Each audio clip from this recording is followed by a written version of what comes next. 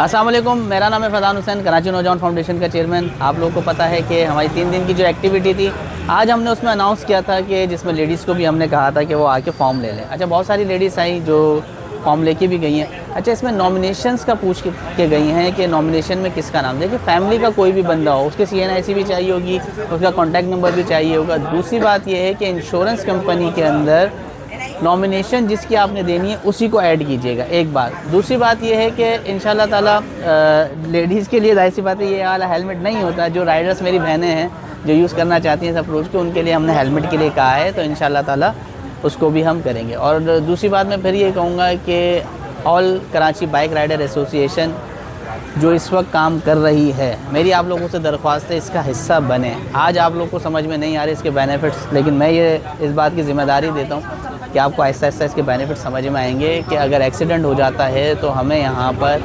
सगा भाई भी नहीं पूछता, लेकिन all Karachi bike rider association का जो मेंबर्स होगा उसको तमाम तर ट्रीटमेंट दी जाएगी, वो भी फ्री ऑफ कॉस्ट दी जाएगी, एक बात। दूसरी बात ये 1000 रुपये को लेके बहुत ज़्यादा सोच रहे हैं आप लोग।